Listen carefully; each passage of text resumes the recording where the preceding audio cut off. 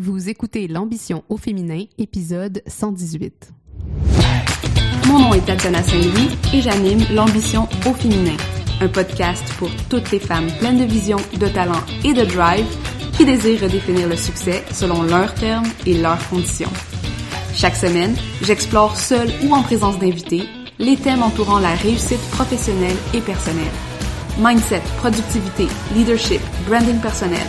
C'est le rendez-vous pour réfléchir à la façon dont tu veux vivre ton plein potentiel et laisser ton empreinte dans le monde.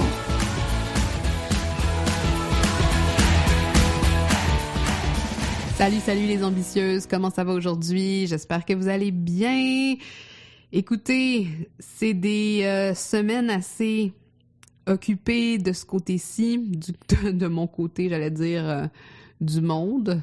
Je sais pas, c'est drôle hein, quand on réfléchit au langage, comment on visualise les espaces et les environnements. Puis là, juste en disant ça, on dirait que j'ai eu comme une espèce de petit glitch mental où je me suis dit, je leur parle de où exactement? Bref, tergiversation mentale, mais c'est intéressant que je dise ça parce que, à quelque part, la conversation qu'on va avoir aujourd'hui avec notre invitée, elle parle justement de cette propension à l'esprit de pas juste visualiser, mais comprendre des choses par des modes qui sont pas toujours les modes traditionnels de lecture-écriture, mais vraiment qu'il y a d'autres façons de naviguer nos espaces de connaissances, qu'ils soient conscients ou inconscients, qui touchent à d'autres langages. Et je trouve ça super intéressant. Moi, comme vous savez, j'ai étudié la littérature de façon assez avancée et j'ai pas seulement étudié la littérature, j'ai aussi étudié beaucoup la philosophie et la psychologie parce que mes champs d'intérêt étaient surtout autour de les représentations de l'inconscient dans le texte et comment le langage témoigne de différents d'un sous-texte qui a beaucoup d'informations à nous donner et une partie de la façon dont je coach, puis je dirais même la majorité de la façon dont je coach est ancrée dans cette connaissance ou manipulation ou écoute de ce sous-texte. Puis le sous-texte, bien souvent, c'est tout ce qui est inconscient tout ce qui est inconscient, qui n'est pas au premier niveau et bien souvent qui passe sous le radar de notre propre compréhension. Et quand on commence à étudier le langage et à porter attention aux différents types de langage, on réalise qu'il y a beaucoup d'informations et de structures sur lesquelles on a basé notre compréhension de la réalité. Hein? Puis là, c'est pour ça que je trouve ça intéressant ce que j'ai dit au tout début pour introduire l'épisode. Mais en allant toucher à cette compréhension de la réalité ou à cette matière brute, matière première, qui est comme un peu notre codification de la réalité via notre inconscient puis via le langage, on est capable d'accéder à les blocs de l'ego, dans le fond, qui créent ces croyances et cette réalité. Puis là, super théorique ce matin, je sais pas trop ce qui m'a pris de vous embarquer là-dedans, mais il y a un lien, croyez-moi. Le lien, c'est que aujourd'hui, avec mon invitée Claire Solinger, j'ai voulu l'inviter sur l'ambition féminin parce que je trouve que son travail est super intéressant au niveau de accéder à ces espaces qui sont parfois un peu cachés pour nous et auxquels on n'ose pas toujours accéder.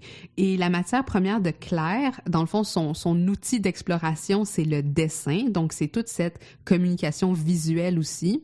Et la conversation qu'on a aujourd'hui, c'est autour de comment on peut l'utiliser dans notre vie, pas simplement pour illustrer des choses et communiquer aux autres, mais bien pour communiquer avec soi-même sur des éléments de notre vie sur lesquels on voudrait mettre de la lumière. Donc, Claire Solinger, elle aime se décrire en utilisant le dessin. Excusez-moi, Claire Solinger aime dire qu'elle utilise le dessin pour déclencher des conversations. Donc, le dessin, c'est un allié dans son quotidien et selon elle, il apporte de la clarté, du plaisir et de la vision dans nos projets. bien souvent, on a peur de l'utiliser parce qu'il y a tellement de croyances limitantes, puis c'est justement ce que Claire essaie de briser avec son entreprise Juste une ligne. Donc, le dessin, c'est un outil de communication qui permet de mettre du tangible dans un monde où tout va vite. Alors, ce qu'elle nous encourage à faire, c'est d'oser sortir nos crayons pour voir les choses autrement et nous relier les uns aux autres. Et cette dimension de la connexion, c'est aussi extrêmement important dans le travail que Claire fait. Et j'ai super hâte de vous présenter, dans le fond, que vous écoutiez ce qu'elle a à dire là-dessus, parce que trop souvent, on vit dans un monde extrêmement rationalisé et intellectualisé. Et dès qu'on commence à sortir de ces modes-là, qui sont parfois des camisoles de force dans la façon dont on va agir et réagir à ce qui se passe autour de nous, aux circonstances, quand on est capable de trouver des méthodes ou des façons de sortir de ça, puis tu sais, dans le cas de Claire, c'est le dessin, dans le cas dont je vous parlais plus tôt, tu sais, pour moi, ça peut être le coaching ou ça peut être le journaling pour certaines personnes ou d'autres types, tu sais, le sport, des choses comme ça. Quand on est capable d'aller travailler avec ces médiums-là, on est capable après ça de recodifier notre propre réalité et parfois même nos croyances. Alors, je vous laisse avec Claire Solinger et je vous dis bonne écoute. Allô Claire, bienvenue sur l'Ambition féminin, comment vas-tu? Salut Tatiana, ça va bien, merci pour cette invitation.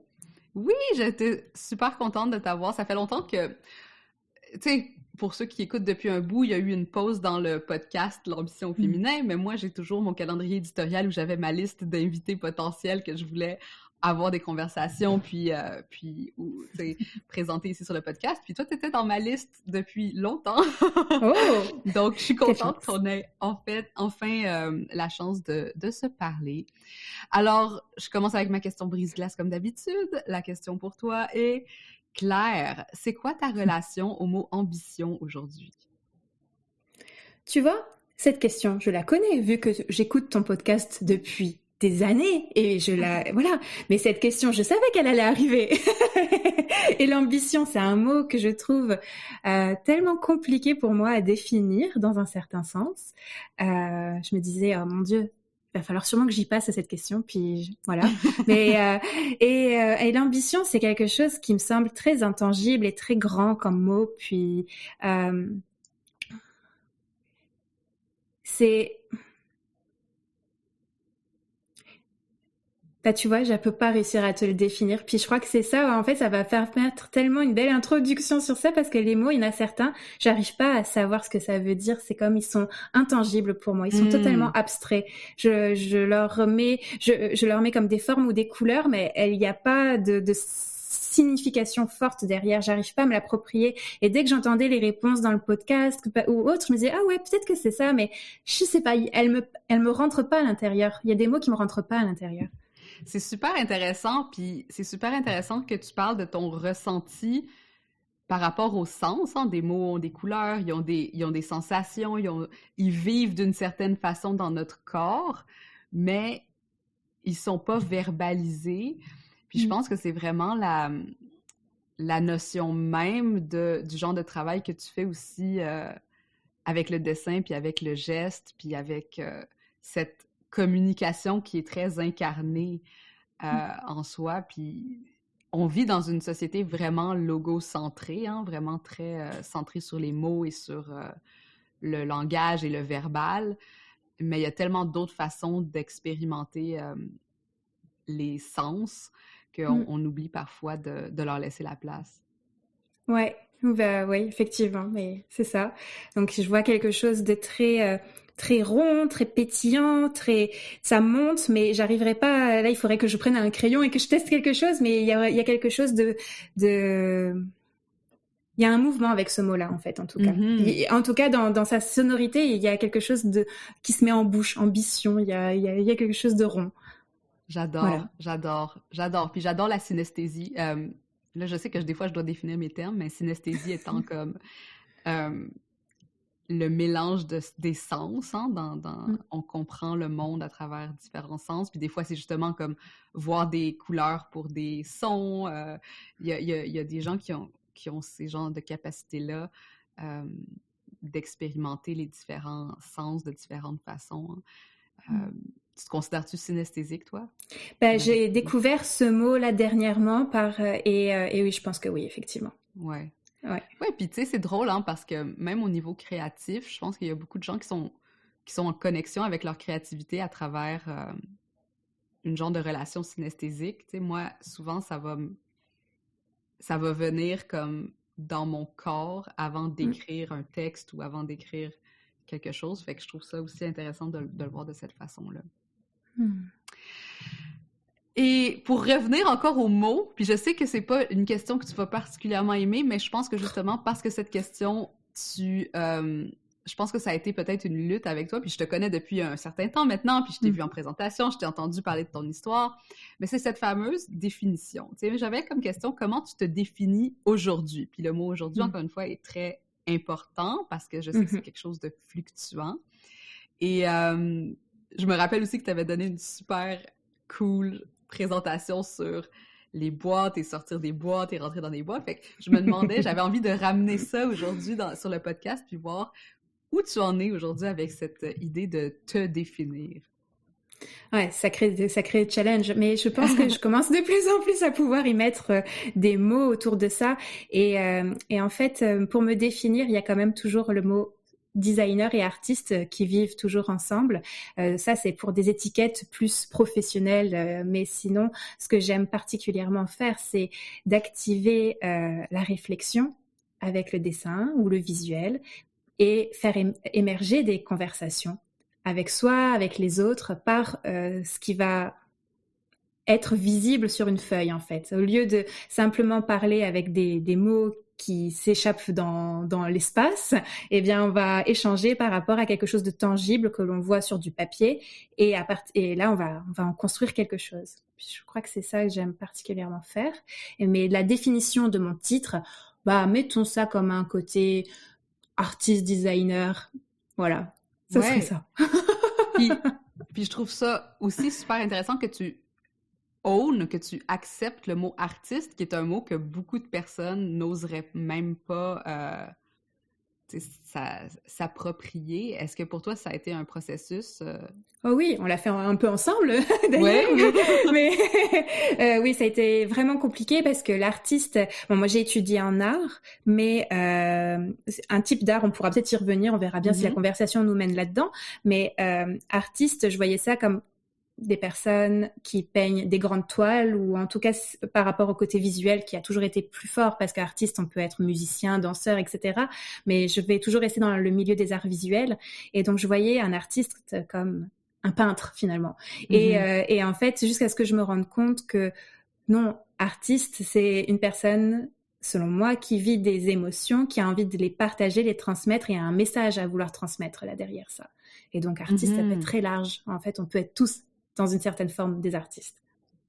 Puis ça, est-ce que tu le savais? T'as toujours su que tu avais ça en toi, puis c'est ce qui t'a mené vers l'étude des arts, parce que tu as étudié les beaux-arts?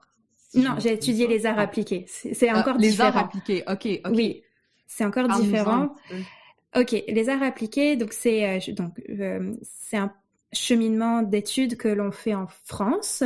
Je ne sais pas s'il y a ça au Québec, mais en tout cas en France, qui commence à partir de l'âge de 15 ans et qui permet en fait d'étudier les arts utile, on va dire ça comme ça. Je vais juste pour expliquer, c'est-à-dire le design produit, la communication visuelle, le stylisme, tout ce qui est une forme d'art qui va être porté ou utilisé par le public. Donc pas les beaux-arts. Les beaux-arts, il va y avoir plus une démarche artistique autour d'un message, autour de qu'est-ce qu'on veut faire déclencher au public. Là, c'est vraiment rendre une fonction quand même à quelque chose. Donc moi j'ai créé des tables, des fauteuils, des vêtements, enfin j'ai créé plein de choses, et puis après je me suis spécialisée en communication visuelle, publicité, et ensuite en web design, et puis j'ai été designer web pendant plus de 10 ans avant ça. Super intéressant. Donc ça, c'est une autre façon de voir l'art, qu'on a tendance de temps en temps à avoir juste le côté beaux-arts, mais il y a différents styles d'apprentissage là-dedans. Puis est-ce que tu te reconnaissais plus dans cette définition-là, justement, art appliqué, que de beaux-arts, ou est-ce que pour toi, ça avait comme... C'était un peu la même chose, mais dans des circonstances différentes, comme... C'est qu'à l'âge de 15 ans, tu peux pas aller aux Beaux-Arts Non. directement. Les Beaux-Arts, ça sera à 18 ans et plus.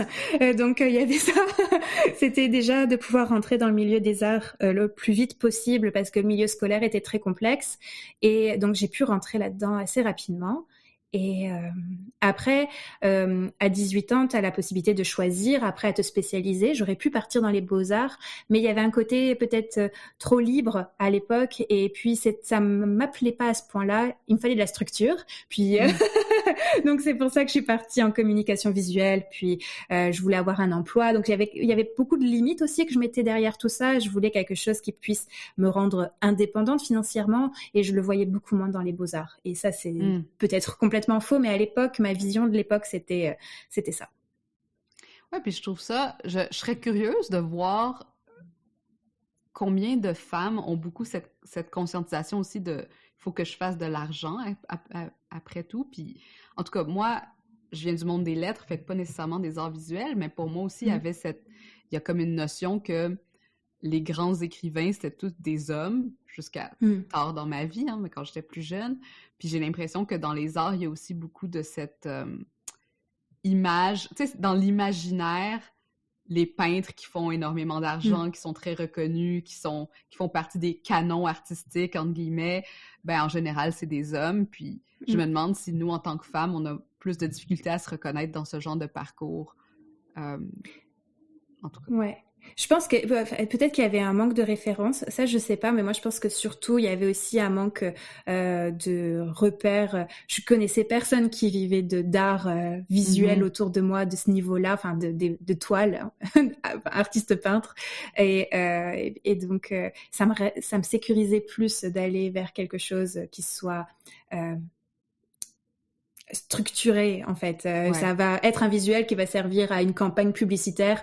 Je me disais bon, avec ça il y aura sûrement la possibilité de gagner ma vie en fait, en termes monétaires des choses. Ce qui était vrai. Ce qui était vrai, voilà. Oui, après tout, c'était vrai. de trouver des emplois dans ce genre de... Oui, j'ai pas été quelqu'un qui a beaucoup changé. J'ai toujours été assez fidèle. J'ai des cycles de 6 ans. Donc, je suis restée 6 ans dans la même entreprise en France, 6 ans dans la même entreprise au Québec. Maintenant, voilà, je suis à mon compte. Mais il y a quand même eu toujours un côté où j'aime rester assez longtemps dans les équipes. Et puis, après, dedans, ça évolue. Mais on va dire que j'aime ce côté avoir fait le tour, entre guillemets, de ce lieu, en fait. Enfin, on va dire ça comme ça. À vrai, de cette expérience, Ouais, de cette expérience, ouais. C'est ça, puis... cool. Puis, à un moment donné, l'appel entrepreneurial a commencé à se dessiner chez toi. Oui, elle est plutôt arrivée très brutalement en 2018, parce qu'il y avait, dans tout ce métier-là, en fait, il faut quand même être que je sois honnête. J'étais pas vraiment à ma place et très heureuse dans ma posture de designer graphique. Je voyais bien, il y avait plein de choses qui m'embêtaient là-dedans et j'étais jamais très épanouie. J'aimais faire du visuel, rendre des concepts visuels, raconter des histoires, mais après, il manquait beaucoup de sens. Je n'avais jamais de contact vraiment avec les clients. Je savais pas trop à quoi ça allait servir. Donc, il y avait vraiment un problème de sens. Et puis, en 2018, j'étais donc déjà au Québec. Et là, c'était un trop-plein. Il fallait que j'ai de l'espace. Et j'ai eu la chance d'avoir un temps partiel qui m'a permis justement de faire une césure avec ce côté designer. Donc, je suis restée designer 3 jours semaine. Et pendant les 2 autres jours, j'ai peint des toiles parce que j'avais ce rêve en me dire que je voulais peindre et que je voulais avoir cette carrière d'artiste et je voulais essayer. Et en fait, grosse déception, j'ai fait des expositions puis j'étais pas à ma place, ça résonnait toujours pas, c'était pas ça. Et je pense qu'à l'époque, il y avait quand même encore beaucoup de barrières mentales. Maintenant, peut-être que je ferais peut-être encore différent. Mais c'était aussi, j'ai vraiment testé de passer d'une passion à en faire un métier. Puis là, ça ne marchait plus. Ma peinture devenait monétaire et plus libération d'expression. Et aller dans des expositions, il y avait ce côté de devoir se vendre. Enfin, il y avait plein de choses comme ça et ça m'allait pas. Et donc, en fait, grande remise en question parce que mince, ce rêve de petite fille de peindre des toiles était finalement complètement faux. Et qu'est-ce qu'on fait de ça? Est-ce que je dois rester designer? Enfin, et donc, je suis restée en temps partiel à peu près en tout 3 ans, mais pendant ces 3 ans-là, j'ai cheminé, j'ai fait plein de tests et faire des ateliers, et puis tout ça, ça a nourri ma relation au travail, et j'ai changé à l'intérieur de l'entreprise. Et donc, ça a été tout un parcours de plein de petites étapes avant de me rendre à l'entrepreneuriat. Oui, puisque le mot que j'ai entendu que tu nous as dit, c'était cette idée de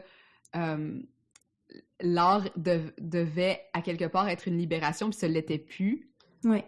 Puis là, il y a une genre de libération que tu semblais rechercher aussi, un épanouissement, ou du moins, non, c'est pas vrai que ma vie va être un non-sens, ou du moins rentrer justement dans ces espèces de structures. Puis là, t'as dit, j'avais besoin de structure, mais là, maintenant, on dirait que la structure était un peu plus étouffante, il y avait besoin de plus de libération. Fait que j'ai l'impression que selon ce que j'entends, tu oscillais un peu entre les deux. Oui, mais j'oscille tout le temps entre les deux. Puis même maintenant, il y a toujours ce côté, c'est des vases communicants, la structure et la liberté. Pour moi, elles dansent ensemble, en fait. Et autant j'ai besoin de structure, autant j'ai besoin de liberté. Et il faut les deux sphères quasiment remplies à équitable. Faut pas qu'il y en ait une qui soit trop, et vraiment rechercher cet équilibre, et qui est complexe, hein, mais c'est dans cet équilibre-là que je sens que, ok, ça va, ça me plaît. Parce que s'il y a trop de liberté, je me sens pas épanouie, et quand il y a trop de structure non plus. Donc, c'est cet ajustement que je recherche à chaque fois, en fait. Puis est-ce que tu sens que c'est quelque chose que... Puis là, maintenant, j'aimerais qu'on parle un petit peu de ton processus plus à terme d'expertise, tu sais. Est-ce que tu sens que cette recherche, justement, structure, liberté, c'est quelque chose que tu retrouves beaucoup avec tes clients qui, par exemple, j'imagine que quand ils viennent vers toi, c'est parce qu'ils ont besoin de libérer quelque chose. Comment tu le perçois dans ton travail maintenant que tu fais avec Juste une ligne puis avec ton entreprise? Ouais. Justement, c'est vrai que généralement, le profil type, il y a vraiment ce côté d'avoir ce besoin de liberté, d'oser s'affranchir certaines limites, boîtes, pensées. Et en même temps, de se dire... Donc, une fois qu'elle commence à explorer cette liberté,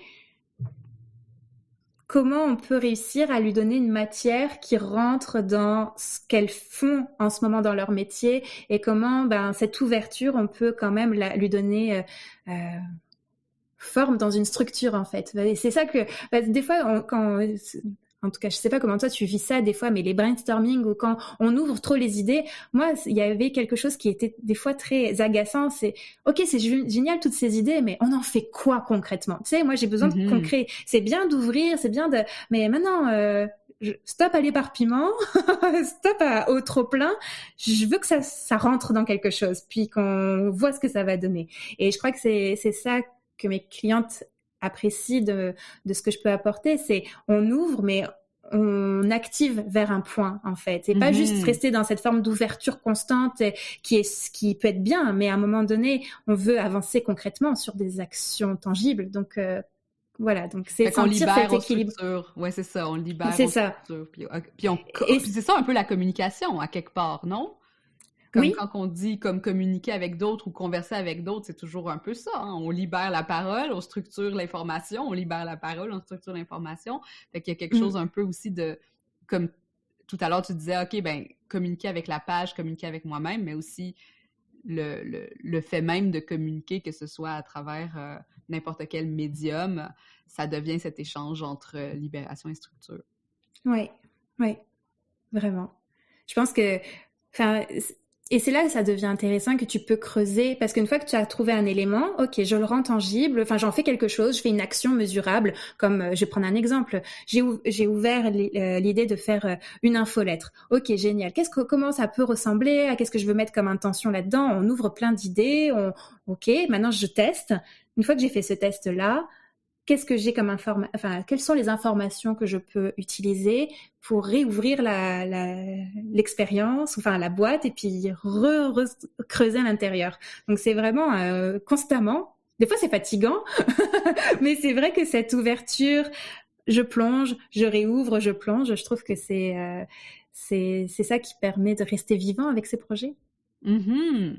Puis, justement, puis là, reparlons vraiment spécifiquement du dessin, parce que ça, c'est ton médium à toi. C'est un médium avec lequel, bon, tu as un historique personnel individuel, mais aussi que tu as vu le potentiel que ça avait pour d'autres de dynamiser justement cette conversation ou ces pensées-là. Comment ça t'est arrivé de voir que tu pouvais l'utiliser avec des gens et pas juste... Bon, tu étais designer, tu pouvais utiliser le dessin genre pour créer des campagnes ou peu importe, mais là, vraiment, de l'utiliser avec des personnes. Comment c'est arrivé?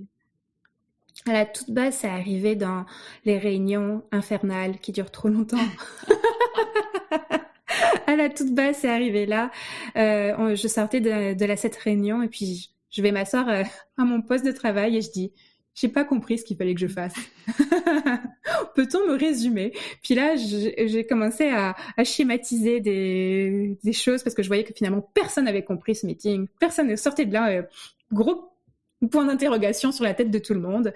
Puis en fait, j'ai commencé à schématiser des informations sur les tableaux blancs de réunion. Puis au fur et à mesure, au lieu de partir directement, parce que ça, c'était une frustration terrible en tant que designer, d'avoir des briefs et de faire un résultat visuel pour se entendre dire « Ah, mais c'était pas ça la demande. » Donc, moi, ça, c'était comme « Ouais, non, moi, ça me va 5 minutes de refaire 5-6 propositions. Allons à l'essentiel. Mon temps est précieux, le tien aussi. Je vais te faire quelques idées sur papier. Tu vas me dire ce que tu préfères. On va caler le brief du mieux qu'on peut. Et puis après, je vais le finir sur l'ordinateur. » Donc ça aussi, il y avait ce côté dans ma posture de designer de faire attention aussi à mon temps et aux compréhensions de est-ce qu'on se comprend. Donc je l'utilisais dans ce moyen, de cette manière-là, jusqu'à ce qu'après j'ai commencé à faire des ateliers plus en dehors du travail pour des détentes créatives. Et donc là c'était des personnes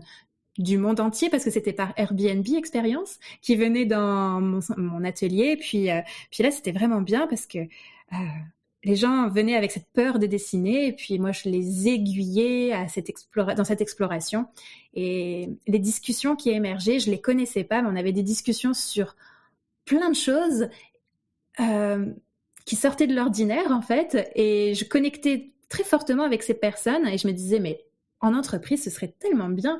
Parce que moi, les conversations de couloir, les conversations à table avec des gens que je connais pas vraiment... Ça m'ennuie. En fait, c'est ça. Le dessin, il me sauve de l'ennui, en fait. De l'ennui et de l'insatisfaction de pas se comprendre. Donc, comme j'ai besoin de me sentir reliée, je vais sortir mon dessin, en fait. J'adore, parce que... Puis c'est tellement vrai ce que tu dis, par rapport au transfert entre le brief puis le designer. Moi, j'étais souvent l'intermédiaire entre les deux. Et à quelque part, tu sais, t'avais besoin de cette espèce de croquis pour créer comme le pont entre... il y a des idées dans la tête de quelqu'un, ces idées ont été transférées en mots, ces mots doivent ensuite être transférés en communication visuelle, qui ensuite vont être transférés dans l'esprit de personnes qui vont recevoir ce message-là. Ça fait beaucoup d'intermédiaires qui peuvent ne pas se comprendre, justement. Puis cette espèce de cohésion, dans le fond, puis c'est ça qui est intéressant, c'est qu'on dirait qu'on peut l'avoir avec nous-mêmes quand on a l'impression que même nous, dans notre tête, on est en train de faire un peu ce processus de pas se comprendre. Tellement. Oui, mais c'est ça que je trouve magique du crayon, enfin du dessin, et c'est vrai que malheureusement on le met dans un côté oh mon Dieu, mais moi je sais pas dessiner et puis j'ai peur. Mais si on oublie juste cette peur, et je sais qu'elle est complexe et la plupart des gens qui vont nous écouter vont se dire oui non mais moi dessiner oh non, mais si on enlève juste un petit peu ça et qu'on se dit je vais juste faire des boîtes pour émettre mon idée en place, et ça enlève beaucoup de brouillard à des moments. Parce que l'ordinateur ou tout le côté numérique, c'est super, mais ça a ses limites aussi parce que j'ai pas fait de recherche neurobiologique autour de ça, puis je suis pas spécialiste, mais j'ai cette sensation que ça nous connecte moins en conscience avec ce qu'on est en train de faire que la main et le crayon. Mm-hmm. Puis il y a un retour au mouvement et au sens, et bon, on en revient avec ce qu'on tu disais au début, mais qui nous connecte davantage, et c'est comme si on y voyait plus clair que l'ordinateur. J'ai cette sensation que on reste dans un éparpillement, en fait. Puis c'est ça, hein, c'est comme connecter à ce ressenti qui, à quelque part, même dans n'importe quelle communication, on commence par un ressenti. Hein. Je veux communiquer telle chose parce que c'est important pour moi, ou je veux communiquer telle chose parce que X, Y, Z. Puis la notion du ressenti avec les mots, les ordinateurs, les écrans, puis les structures très rigides, ben on perd cette notion-là. Puis dans le dessin, ben il y a le corps, mais il y a l'individu aussi qui se dépose. Ouais. Tu as parlé de blocage par rapport au dessin. J'aimerais qu'on en parle un petit peu. Comme toi, c'est quoi ceux que tu as rencontrés le plus autour de ce que tu fais? Puis, tu sais, même, je peux en nommer plein qui me viendraient intuitivement, mais j'aimerais t'entendre sur toi. C'est quoi les plus grands blocages que tu vois face au dessin? Puis pourquoi, selon toi, ça nous empêche d'accéder à une intelligence importante qu'on a, mais qu'on laisse de côté? Bah, généralement, la phrase type, c'est « Ah non, mais moi, je sais pas dessiner, je suis pas créative. » Ça, c'est 99%, ça va être « Je ne sais pas dessiner. » Ça va même pas être autre chose que juste ça. « Je ne sais pas dessiner. » Puis, surtout, ne me donne pas un crayon. Je sais pas faire. Hein. Donc, alors que ça me surprend toujours à la base, parce qu'on a commencé à dessiner avant d'écrire en tant qu'enfant.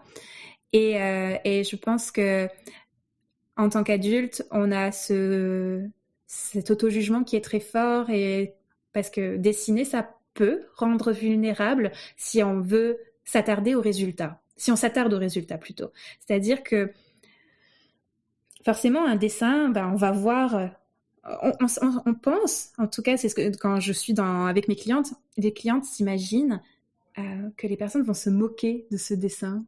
C'est fou, hein, cette peur de se faire moquer. Et alors qu'en général, il y a personne qui va oser se moquer directement de la personne. Puis si jamais ça vous arrive, si quelqu'un se moque de votre dessin, admettons, tendez-lui le crayon et dites-lui, vas-y, montre-moi ce que tu as à me communiquer, montre-moi ce que tu voulais, montre-moi toi, comment t'aurais fait. Là, la personne, elle va plus se moquer, je promets. Mais souvent, c'est nos propres histoires mentales qui nous empêchent de nous lancer dans le dessin, parce qu'on s'attarde trop en tant qu'adulte au résultat final.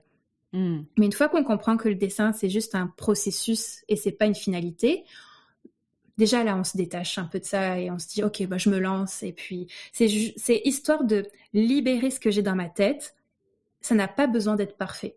Et ça n'a pas et c'est juste un cheminement et on va pas s'attacher. Et pour ça, l'astuce toute simple, c'est de commencer à faire quelque chose et directement d'aller à côté et de continuer.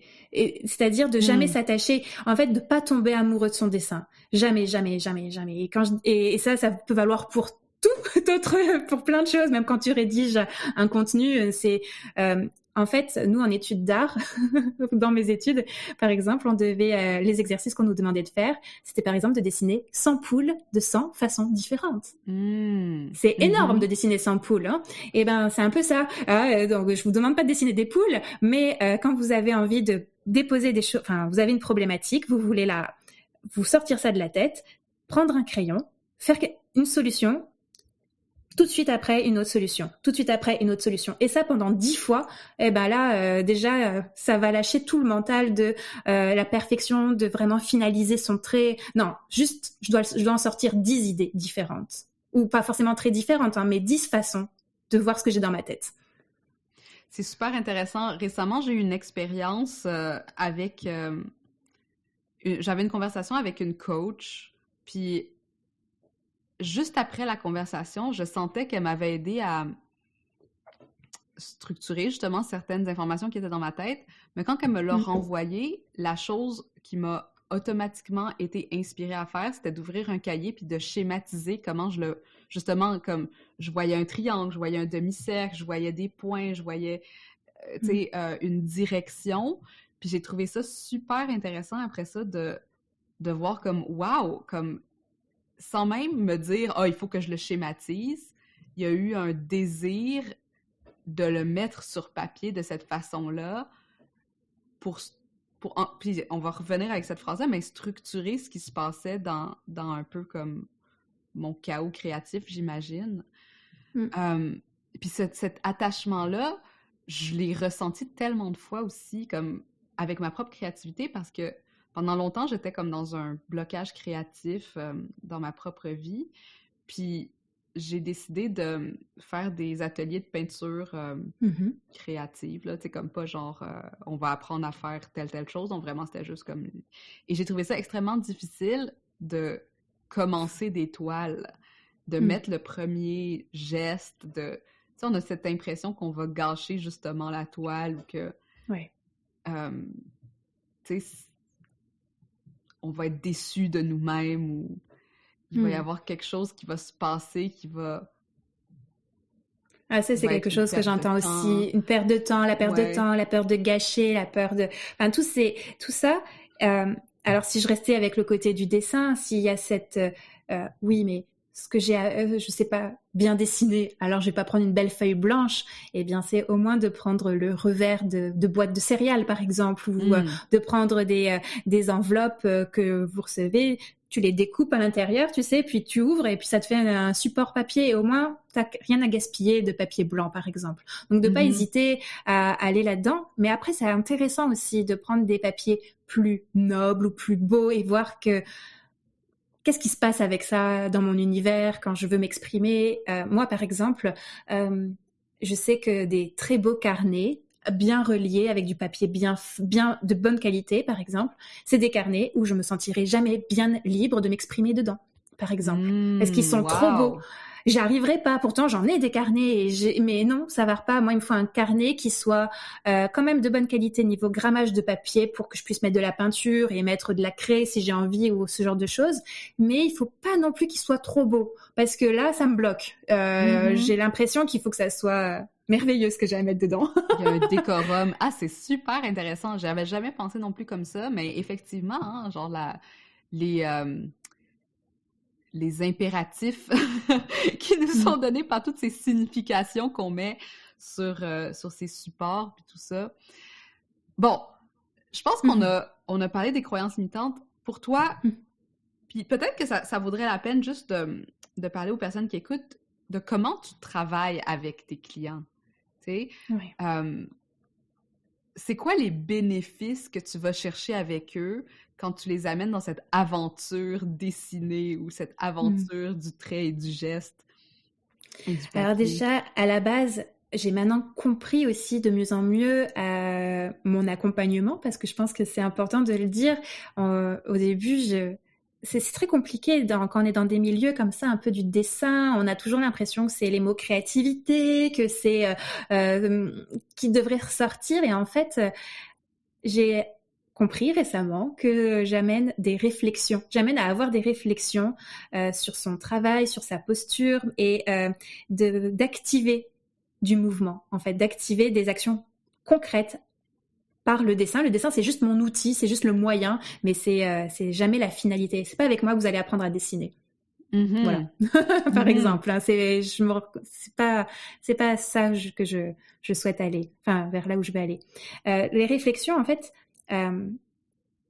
comment j'accompagne, c'est toi en tant qu'individu, t'as ton travail. Parce que c'est beaucoup dans le professionnel, j'ai envie de rester dans le professionnel, je trouve que c'est un milieu, justement, tellement controversé dans le côté du dessin, je me dis, allons-y là-dedans.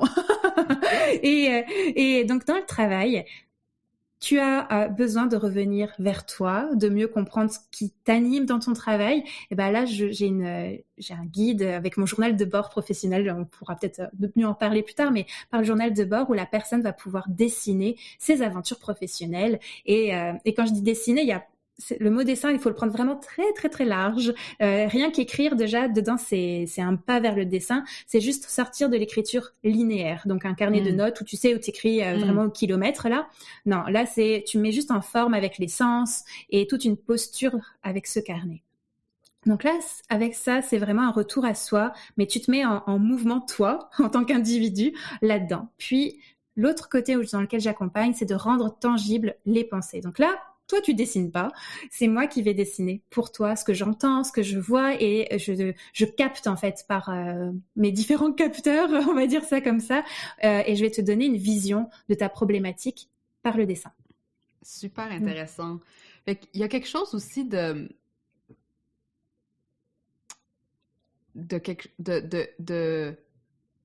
une traduction, hein, une traduction consciente de quelque chose qui est présent à un état, encore une fois, plus à un état brut. J'ai l'impression, hein? Il y a comme des informations brutes, comme par exemple, bon, j'ai eu une journée au travail où j'ai certaines problématiques, j'ai des informations brutes qui sont là et le dessin va le mettre en forme. Va aider il va le mettre en forme, mais en fait aussi, le but ultime, c'est de remettre de l'enthousiasme dans ce que l'on fait, en fait. C'est pas de remettre de la créativité, c'est de remettre de l'enthousiasme, c'est-à-dire de raviver la flamme. Parce que souvent, quand on a du brouillard dans sa tête ou autre, c'est parce que il y a plein de peurs qui peuvent venir, mais il y a aussi un manque d'intérêt dans son projet, où on se sent dispersé. Et donc, quand on va prendre son journal de bord ou que je vais venir capter ce que j'entends et je te redonne un dessin, et bien là, ça va être comme « Oh waouh, mon projet est absolument incroyable en fait et je l'aime en fait, je veux continuer à le faire vivre ou pas, peut-être que ça sera comme « Oh ben c'est la fin » ou je veux le transformer vers autre chose, mais c'est comme là, je redeviens en action avec mon projet, en fait. Et donc, c'est là où le dessin, il peut amener des nouvelles ouvertures ou à revenir en amour, en fait, avec ce qu'on fait, finalement. Et c'est ça, c'est cet enthousiasme. D'où cette notion vraiment importante pour toi de la connexion, puis on en a parlé dans la conversation, mais la connexion à soi, puis à ses idées, puis je reviens à quelque chose que tu as dit, que tu n'aimes pas le petit small talk quand tu es dans une entreprise, mais à quelque part, c'est aussi se donner la chance d'explorer en profondeur des choses qui ont l'air peut-être mondaines ou qui ont l'air non importantes de prime abord, mais qui recèlent un univers aussi à eux-mêmes. Ouais, ben c'est là où la réflexion, finalement, c'est au cœur de mon travail. En fait, j'adore me poser des questions. En tant que designer, je posais beaucoup de questions aussi. Je crois que c'est resté là-dedans aussi. C'est-à-dire de comprendre, de chercher. Et puis, en fait, le dessin, il va venir le chercher autrement, en fait, aussi. Le concept, l'idée, le mot, enfin, peu importe. On peut vraiment aller dans toutes les directions. Mais oui, il y a une forme de recherche. Et donc, de ce fait-là aussi, c'est là après qu'il y a la conversation qui se met en place, dans le sens que, déjà, avec soi-même, quand tu fais ton journal de bord, tu peux avoir une conversation avec toi. J'adore quand mes clientes, elles peuvent commencer un dialogue avec elles-mêmes, mais aussi avec les autres, parce que des fois, tu vas faire quelque chose dans ton journal et tu vas pouvoir en parler avec un collègue ou une collègue ou avec un client ou n'importe quoi. Et quand c'est moi qui dessine, j'adore ça aussi, questionner. Qu'est-ce que tu comprends? Qu'est-ce qui émerge? Et là, on va plus loin parce que moi, je donne qu'une forme de vision qui m'est propre à ce moment donné. Mais la personne qui est en face, elle a aussi tout son univers. Et puis là, on peut aussi co-créer ensemble. Ah non, moi, c'est vrai que ça, je le voyais peut-être plus fort, plus gros. Ok, bah, je vais prendre une autre feuille, je vais le découper, je vais le coller, je vais le mettre au-dessus. Est-ce que ça résonne mieux pour toi? Oui, d'accord, c'est ça. Et donc là, on bâtit ensemble aussi quelque chose et ça devient plus vrai, plus profond, plus vrai aussi, plus vivant aussi. Et oui, et puis en même temps, ça permet, on se rend compte personne n'a la vraie réponse aussi. Et puis finalement, on en revient aussi à ce côté détaché et qu'on chemine ensemble parce que le dessin, moi, j'ai aucun problème de découper dans mes dessins pour recoller, pour faire avancer en fait la réflexion finalement. Mais parfois, il peut y avoir des postures de personnes qui vont faire comme « Oh non, non, non, non, mais on va pas découper, on va repartir sur une autre page, on va juste recopier. » Ben, pourquoi? T'as déjà ta matière, découpons dans cette matière pour continuer à créer avec ça au lieu de pour la faire vivre parce que c'est finalement toujours en mouvement et en transformation. Donc ça aussi, et en fait, grâce à ça, des fois, ça revient mettre de la légèreté dans sa manière de voir le travail en se disant, ok, ce travail, on me dit, je vais pas le jeter complètement ou on jette jamais son travail finalement, on le recycle toujours dans quelque chose. Je trouve ça fascinant, puis tu sais, on a commencé à en parler parce que j'ai l'impression que c'est tellement un outil puissant de connaissance de soi, puis de coaching aussi, de pouvoir accéder à ces parties de soi qui, justement, sont capables de créer du mouvement dans nos façons déjà préétablies de voir le monde, puis de créer des perspectives, créer des nouveaux angles, créer genre des nouveaux univers, tu sais, comme vraiment cet esprit de créativité qui, tu sais, souvent, je pense qu'on voit le coaching comme étant genre, ben on va régler des problématiques, mais pour régler des problématiques, ça te prend aussi d'imaginer des nouvelles possibilités puis des nouveaux univers. Puis je pense que le dessin, il y a beaucoup plus de potentiel de faire ça pour quelqu'un que simplement se fier à des mots ou à des phrases ou à des narratifs qui ont toujours été répétés dans notre propre tête. Oui, complètement. Ça vient mettre vraiment une distance sur certaines choses et c'est ça qui est vraiment intéressant. Ça met une distance et une profondeur en même temps. C'est un peu étrange dans le sens que parce que des fois les choses elles restent comme que dans notre mental. Enfin pas des fois, souvent ça reste dans notre mental, mais là tu le vois devant toi et souvent c'est là où il y a un petit biais, il y a quelque chose de très différent. De vraiment rigolo, c'est dans ma tête je le vois merveilleux, fantastique, grandiose et puis quand je le fais, ah bah ça ressemble à un petit spaghetti ou ça ressemble à une petite tâche. Et puis c'est là aussi de se dire, des fois on se projette trop dans notre tête et quand finalement on le fait, ah ouais, ok, bon ben comment je peux m'amuser ou comment je peux le voir autrement et faire en sorte de lui donner quand même de l'amour à cette petite tâche et comment je peux faire pour la faire grandir et puis pour lui donner ok c'est comme ça, bon on va partir avec ça et c'est vrai finalement aussi quand on est entrepreneur des fois on s'imagine je vais faire ci ça blablabla, tu sais vraiment la grande offre avec plein de choses dedans ou peu importe. Puis finalement quand tu commences à mettre ton premier pied à l'intérieur, la réalité est tout autre. Ouais. On va commencer avec cette petite ligne ici. On va finalement, juste ça sera déjà suffisant. On va commencer avec une ligne, après on va en faire une autre. Voilà. Veux-tu nous parler de ton journal de bord, qui est ton programme phare, hein? Est-ce qu'on peut dire ça comme ça? Ton journal de bord professionnel? On va dire que c'est par là que j'ai eu envie d'aller vers l'entrepreneuriat et c'est vers là que j'ai eu que je comprends beaucoup de choses de ce que je peux apporter parce qu'il y avait plein de choses que je ne voyais pas et puis par le journal de bord ça m'a vraiment ouvert des possibilités. Donc comme ce que je viens de dire, des fois on s'imagine plein de choses dans notre tête, un jour je serai à mon compte, nanana, et puis finalement c'est avec un journal. Je ne m'étais pas imaginé ça. On accueille. Ok, c'est par là, ok. Et donc ce journal, c'est vraiment ça aussi. Dans mon travail, il y a quelque chose d'assez égoïste dans ma façon de créer. C'est-à-dire que j'ai lancé un journal de bord pour répondre mon propre problème. C'est-à-dire que je commençais un nouveau rôle quand j'étais salariée en temps partiel, je devenais designer d'ateliers collaboratifs. C'était totalement nouveau, c'était intra-entrepreneur. Je me suis dit, mon Dieu, il va y avoir des défis là-dedans. Donc, je vais avoir besoin de me soutenir et de me dire, c'est cool ce que tu fais. Donc, je revenais d'un voyage en Thaïlande où j'avais dessiné mes péripéties de voyage. Et je me suis dit, tiens, on va faire la même chose dans mon contexte professionnel. Donc tous les soirs, après avoir passé ma journée de travail, je dessinais le résumé visuel de ce qui s'était passé. Donc voilà. Et au fur et à mesure, au bout de 6 mois, il y a eu 160 pages qui se sont remplies. Je mets ça sur LinkedIn, une petite vidéo, et là, je sais plus combien de milliers de vues, des commentaires, et je me suis dit, mais qu'est-ce que je viens de faire ? Qu'est-ce qui s'est passé ? Qu'est-ce qui s'est donc passé ? Des gens qui m'écrivent en me disant, mais j'ai trop envie d'apprendre à faire ça.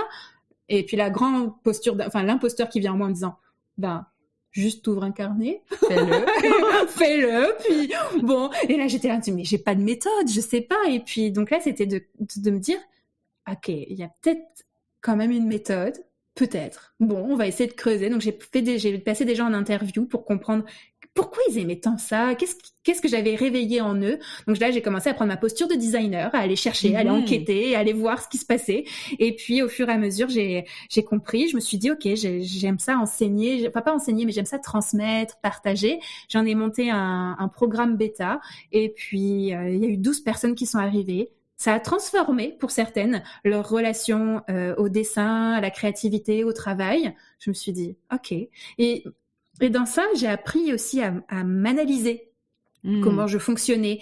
Et donc voilà. Et donc maintenant je peux le dire, après 3 cohortes, après avoir emmené plus de 35 personnes là-dedans, je vais avoir un programme que les personnes vont pouvoir suivre à leur rythme et toujours garder quand même des partages, parce que pour moi le partage c'est très très important dans ça, parce qu'on est tous différents dans la relation au dessin et à cette aventure. Donc ouais, ça va être ça pour l'année 2023. Magnifique. Puis on peut trouver tout ça sur ton site internet, j'imagine. Oui, bien sûr. Oui, c'est pas toujours en ligne, c'est pas encore totalement à jour, mais en 2023, j'espère que ça sera à jour. Et dis-nous donc où on peut te suivre, où on peut avoir tes bribes de sagesse. La plupart du temps, c'est quand même sur LinkedIn. LinkedIn, c'est l'endroit, c'est le réseau social sur lequel je suis le plus active. Et sinon, ça va être sur mon site web qui se transforme toujours un peu au fur et à mesure. Donc, c'est justunieligne.com. Et après, il y a mon infolettre où je partage de plus en plus de petites choses. Donc là aussi, tout est sur le site pour trouver l'infolettre. Tout est sur le site pour trouver l'infolettre. On suit Claire sur LinkedIn. Qu'est-ce que tu voudrais dire peut-être pour laisser nos auditrices et auditeurs par rapport à leur relation, peut-être à leur créativité ou aux gestes ou au dessin ou même juste une petite pensée de Claire au monde? Je crois que ça va être le mot, il y a un mot comme ça qui arrive pour 2023, mais cet enthousiasme. Peu importe la forme qu'on a envie d'utiliser ou autre, est-ce que ça t'enthousiasme de le faire comme tu le fais en ce moment? Puis si c'est non, essaye autrement. Si c'est oui, continue. C'est continue et lâche pas.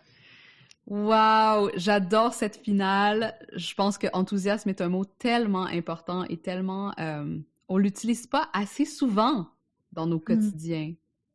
Claire, merci beaucoup pour cette belle conversation, pour nous partager aussi cette expertise vraiment unique que je pense que tu as, parce que, tu sais, souvent les gens vont parler de facilitation graphique ou de design ou de...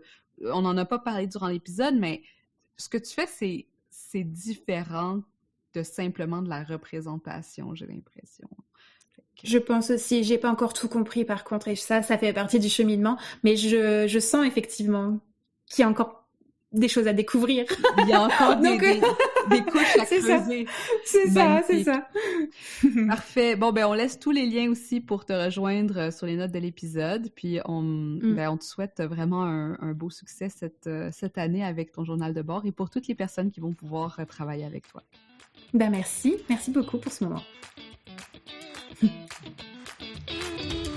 Salut les ambitieuses! Si tu résonnes avec le contenu que je te partage ici dans ce podcast, alors c'est que tu es prête à entrer dans l'univers de Money Brand. Money Brand, c'est mon programme unique de savoir-être entrepreneurial qui plonge avec toi autant au niveau de tes stratégies d'affaires, de visibilité et de positionnement que de ton mindset d'entrepreneur pour t'amener à assumer pleinement tes ambitions, embrasser ton identité d'experte et connecter avec les gens qui ont le plus intensément besoin de savoir qui tu es.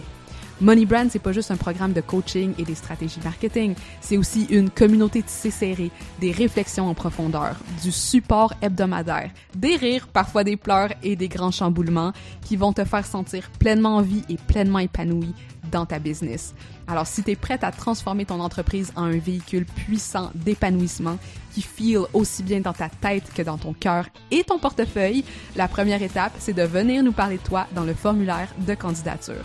Sache que remplir le formulaire ne t'engage absolument à rien d'autre que d'avoir un beau tête-à-tête avec ta business, ta vision et tes valeurs, en plus de te donner accès à mon atelier « Comment établir une marque à la hauteur de ton potentiel, sans compromis sur tes ambitions, ton lifestyle ou ta personnalité. » Pour envoyer ta candidature, c'est facile. Rends-toi sur aime-ta-marque.com/moneybrand. Je répète, aime-ta-marque.com/moneybrand.